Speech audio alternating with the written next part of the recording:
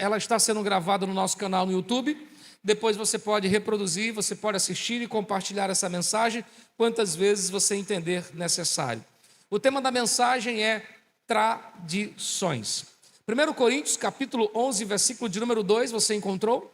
Apesar da chuva, eu quero que você atente ao que eu vou dizer, porque é uma mensagem que foi estudada e elaborada com muita responsabilidade para abençoar a sua vida. Paulo está dizendo à igreja em Coríntios, no versículo 2 do capítulo 11, da seguinte forma: de fato, eu vos louvo, porque em tudo vos lembrais de mim e retendes você está comigo? E retendes as tradições.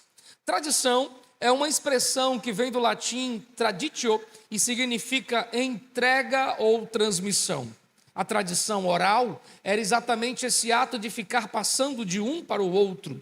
Esta tradução pode ser conceituada, segundo o dicionário, como um conjunto de práticas, rituais, crenças e valores transmitidos de geração em geração. Eu recebi do meu pai, eu transmito para o meu filho transmite para o seu filho, e de geração em geração, tradições são replicadas. Essas tradições podem ser ritualísticas, festeiras, pode ser comidas, crenças ou até mesmo tradições religiosas.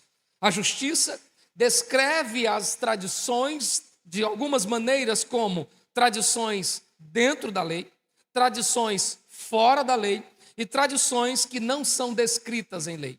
Para melhor explicar, na cultura dos índios, tradições de colocar em abandono, em óbito, em morte, crianças que nascessem defeituosas. São tradições fora da lei. Tradições que estão dentro da lei são tradições permitidas e aplausíveis, mas algumas outras são meras tradições que a lei não se posiciona, porque são apenas tradições, como muitos de nós sabemos de comidas que de nossos antepassados diziam: se você comer leite com manga, isso vai te fazer mal. São tradições que não estão dentro do contexto de lei, mas que são passadas de geração em geração. Essas tradições não apenas são meros costumes, são coisas que permeiam as religiões. Sobre religiões, nós poderíamos olhar para o cristianismo e dentro do cristianismo encontrar a tradição do batismo. É tradição nossa batizar as pessoas em água em nome do Pai, do Filho e do Espírito Santo. Mas não é só o cristianismo que possui tradições. No islamismo, a tradição de orar 5 vezes ao dia, aonde eles estiverem, de jejuar no mês de Ramadã e peregrinar a Meca. Todo bom muçulmano precisa ir a Meca uma vez na vida como uma tradição religiosa. No hinduísmo, a tradição da yoga, da meditação, dos festivais de Diwali ou Holi. Essas tradições caracterizam um bom hinduísta. No budismo, as meditações, as mantras, as peregrinações. No candomblé, rituais com oferendas, danças e cantos são mais do que atos litúrgicos, são tradições religiosas. A Bíblia, por sua vez, divide ou classifica as tradições de 2 maneiras, chamando umas de bons costumes. Por favor, eu queria no telão o texto.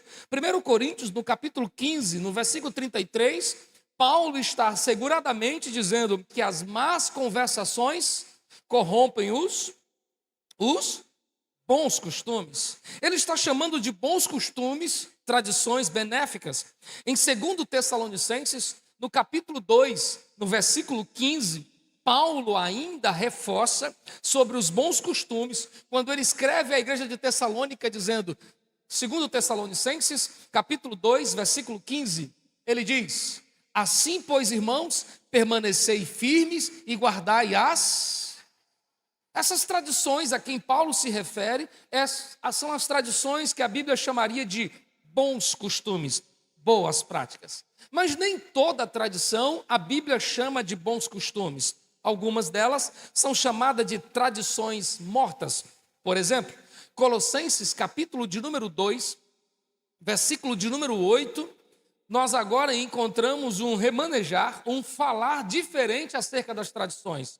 É o mesmo Paulo que agora está dizendo: cuidado, que ninguém vos faça enredar com filosofias e vãs sutilezas, conforme tradições de homens. E ele chama atenção para esse perigo, ele chama atenção para tradições humanas que podem nos afastar de Deus. Em Mateus, no capítulo 15, nós temos o capítulo que pode ser chamado de capítulo das tradições. Começa no versículo 1 e vai até o versículo 14, quando os fariseus chegam para Jesus e diz: que coisa feia, os discípulos de vocês não respeitam as tradições de comer lavando primeiro as mãos. E Jesus prossegue no seu sermão dizendo: e vocês invalidam a palavra de Deus pelas vossas tradições mortas. Enquanto eles eram conceituados em bons costumes, eram prisioneiros em tradições mortas. Olhando para isso, pensamos o que a Bíblia vai dizer em 1 Pedro. Em 1 Pedro, no capítulo 1, no versículo de número 18, Pedro, o presbítero e pastor da igreja, está dizendo: sabendo que não foi com coisas corruptíveis, como prata ou ouro, que fostes resgatados da vossa vã maneira de viver, que por tradições recebeste dos vossos pais. Pedro agora, depois de ouvir Paulo falando sobre boas e más tradições, Pedro assegura dizendo que Cristo nos resgatou de tradições humanas que recebemos dos nossos pais. A pergunta então a se fazer é: que tradições são essas, das quais Deus nos arrancou? Nesses dias que antecedem ou que corroboram o período junino, é sobre tradições juninas que eu quero falar com você. Essas festas juninas ocorrem no mês de junho e julho, e junho, por isso o nome, juninas.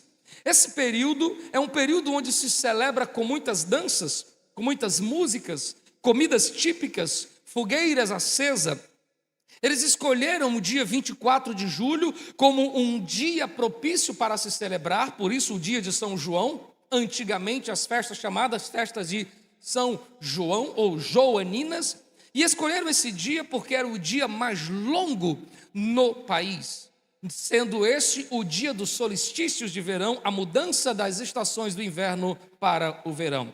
E por ser um dia mais longo, com entusiasmo, se reuniam para festejar, assim, o que se chama de festas juninas. Mas o que é a festa junina? Onde isso começou? Isso, de fato, tem alguma conotação? Há algum problema nisso? Como sacerdote e pastor sobre vocês, é responsabilidade minha dizer-lhes o que vou dizer. Em Florença, as celebrações aconteciam de formas representativas, fazendo dramatizações da vida e da morte de João Batista. João Batista foi escolhido como o cenário principal das festas joaninas ou festas juninas, por ser ele um dos homens que muito pregou sobre o arrependimento. Então, nesse período, grandes procissões, banquetes, peças teatrais culminavam com espetáculos e fogos de artifício, relembrando a vida do profeta que nós conhecemos como João Batista. O doutor e teólogo da Universidade de Paris, Jean Beletrus, afirma que foi somente no século XII que, junto a estas tradições florenças, estão agora sendo introduzidas fogueiras. E o que parece ser apenas um fogo, o monge cristão de Abadia, por nome Lee House, escreve no livro em 1996, dizendo que as fogueiras devem ser assim. Número 1, ossos limpos e sem madeira. Número 2, madeira limpa e sem ossos. Número 3, ossos e madeira, fazendo assim a então chamada fogueira de São João. É aqui que começamos a pensar que ossos e madeira, o que uma coisa tem a ver com outra. O monge Romans escreve e publica uma fala dizendo que estas coisas, este fogo que envolviam ossos e madeira, serviam para afastar dragões que estavam soltos nas vésperas de São João, envenenando as nascentes e os poços. Então, quanto maior o fogo e mais intenso o cheiro dos ossos, se espantaria os espíritos males. Ao olhar para isso, é suficiente entender que a origem das festas juninas não tem sua raiz no catolicismo. Ela remota de muito tempo. A BBC News publicou no dia 12 de junho de 2021 uma matéria que replicou agora no último dia 11 por um repórter chamado Edson Veiga. E ele explica a origem da festa junina. Ele descreve dizendo que a sua origem é festa pagã. Não é uma mera festa religiosa, é uma festa pagã. Essa festa, remota dos povos antigos, que faziam assim nos solstícios de verão, em culto aos seus deuses. A socióloga Helena Rangel escreve um livro por nome A Origem das Festas Juninas, e ela diz: sua origem estava nos rituais da fertilidade. E nessa fertilidade, a agricultura, os povos europeus se reuniam para celebrar a colheita e invocar a proteção pelos frutos que viriam. Esta mesma mulher afirmava dizendo que nestas festas se cultuava a deusa Afrodite, o deus Adonias, o deus Tamuz, o deus Isra, Ísis, Osíris. Esses deuses, que eram considerados como os deuses da mitologia, como os deuses da fertilidade, eram invocados em rituais que envolviam casamentos e batizados. Muitas das vezes, remontando um período de 30 dias de festa em agradecimento e súplica pelas colheitas. O antropólogo James Fraser escreve um livro por nome Ramo de Ouro, e ele afirma dizendo que depois do crescente movimento de rituais nos Países Baixos, agora o catolicismo resolve trazer isso para perto. E por quê? Porque com o crescimento do cristianismo, com o crescimento e expansão do cristianismo, os povos pagãos precisavam ser atraídos para perto, e trazendo-os para perto, usavam o que eles já conheciam como forma de se aproximar. É aqui que nasce a expressão sincretismo religioso. Sincre vem de sincronização. Resolveram sincronizar, juntar, aproximar o que já era pagão com agora as festas do catolicismo. Nessas festividades, então escolheram o dia 24 de junho, o dia do solstício, como o dia de São João Batista. E por que escolheram logo ele? Porque, segundo diz a Bíblia, ele é o primo de Jesus, e a diferença dele para Jesus são 6 meses. E se doravante celebra-se Jesus nascimento no Natal, 6 meses depois, celebra-se o nascimento, ou 6 meses antes, o nascimento de João. E João Batista passa a ser o nome dado para uma festa que antes de João Batista já celebrava a fertilidade, celebrava o sol, celebrava as deuses Afrodite, Tamuz e por aí se vai. Alberto Ikeda, da USP, diz que foram aos poucos adaptando ao ponto de que foram inseridos outros santos católicos. E agora, no mês de junho, nós temos pelo menos o dia 13 como o dia de Santo Antônio, o dia 24 como o dia de São João e o dia 29 como o dia de São Pedro. Introduziram e abarcaram de modo as festas pagãs como uma festa religiosa. Ao chegar no Brasil, o Brasil com o seu jeito, dá a sua identidade e dar a essas festas seu sotaque caipira, fazendo isso que todos nós conhecemos. Mas independente do lugar aonde eles acontecem, no Nordeste ou no Sul, nos Países Baixos ou na América, todos estão ligados às mesmas coisas, aos elementos da natureza. O que nós temos nas quadrilhas? Fogo, água, mastros.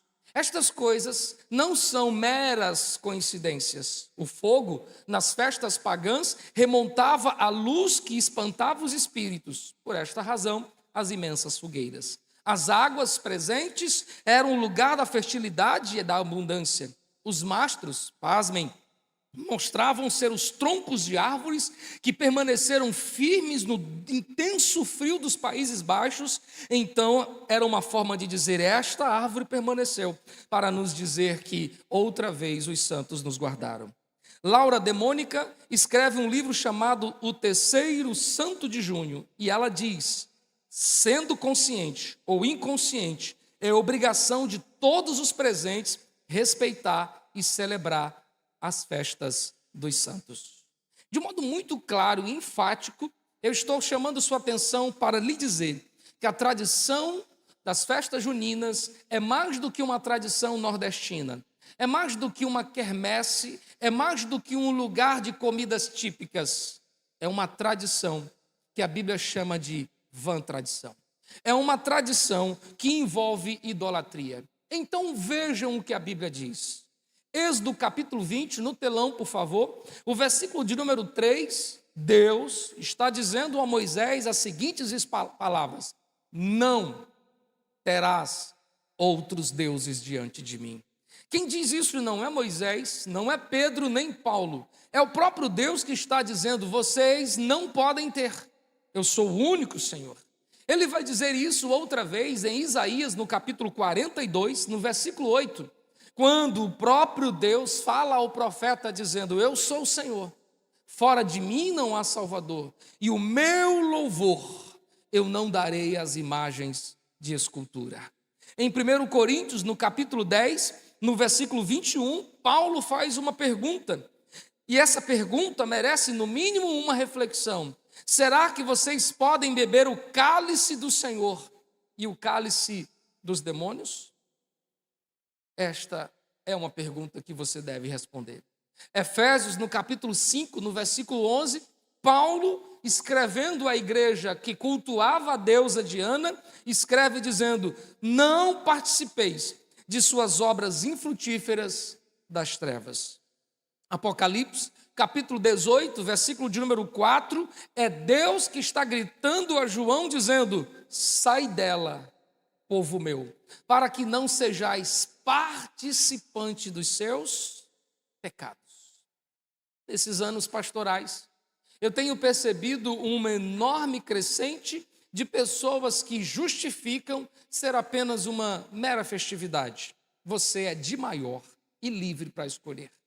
Mas uma coisa eu preciso lhe ensinar: continuar fazendo isso é transformar inútil a graça que Deus deu a você. Em Colossenses 3, 2,13, diz que Deus nos arrancou do império das trevas e nos transportou para o reino do seu Filho. Deus tirou você de cadeias e prisões para que você seja livre. E o que você faz na sua liberdade? Se aprisiona outra vez. Se prende a coisas que você nem sabe a sua origem, mas faz porque é uma tradição que recebeu do pai, do avô e do bisavô, e sem saber, você é prisioneiro de meras tradições. Em 1 Coríntios, no capítulo 15, no versículo 10, Paulo está dizendo: a graça de Deus para comigo não foi em vão. Não faça em vão o que Deus fez por você, se tornando prisioneiro disso. E quando eu digo prisioneiro, chamando sua atenção para isso. Depois de períodos como esses, em que as pessoas simplesmente acham que é apenas pular quadrilha, soltar fogos, esquentar uma fogueira e assar um peixe, comer milho, comida típica, você depois pode estar debaixo de um peso espiritual. E quem você vai procurar depois? Não é o padre, não é o diretor da quadrilha, não é o professor que lhe prometeu arrancar uma nota. Você vai procurar aí o pastor vai ter que orar por você, que agora está tendo pesadelos, que agora está vendo que as coisas não estão dando certo. Está na hora de você amadurecer, garotão. Você não precisa se tornar prisioneiro disso. Você pode ser maduro para entender: de lá eu já saí, desta vida Deus já me arrancou, então viverei a liberdade em Cristo Jesus. Paulo diz: tudo eu posso, mas nem tudo me convém. E eu não me deixarei dominar por essas coisas. Nos próximos dias, o país inteiro estará a festejar, e na nossa região Nordeste, festejar os períodos juninos, as quadrilhas, as grandes festas. E você vai? Você é de maior. Vá se quiser. Mas não diga que você não foi ensinado. Só não venha depois de assim: pastor, não sei o que aconteceu. Eu sei. Eu sei. Então eu quero te aconselhar: não se torne prisioneiro dos rudimentos de Satanás. Porque a frase mais ouvida no inferno é essa: não tem nada não. Não tem nada a ver. Continue assim e brinque com o mundo espiritual e veja o resultado das coisas que podem sobrevir sobre você. Me tenha como quadrado ou antipático, me tenha como radical, como você quiser ter, mas você só não poderá dizer que eu sou omisso no ensinar você. Portanto, mães, levem seus filhos. Pais, deixem eles pularem. Biarquem com o preço disso. O que não se pode é chegar no altar e dizer: Senhor, abençoe minha família, e depois pegar a família e levar ela para o altar de Satanás. O que não se pode é dizer: Senhor, cuide dos meus filhos, e depois entregar os filhos ao inferno. Se você não conhecia, você errava por não conhecer, mas você não pode mais dizer que não conhece, porque com muita responsabilidade eu me dediquei afinco para trazer as informações que agora estão a você. E se você crer ou não, é uma decisão sua. Mas é papel meu ensinar você. Eu, Adriano Menezes, pulei muita quadrilha quando não era crente. Mas no dia em que conheci Jesus, da quadrilha eu saí para fazer parte do exército de Deus. E você? Eu vou orar por você. Por favor, fiquem de pé.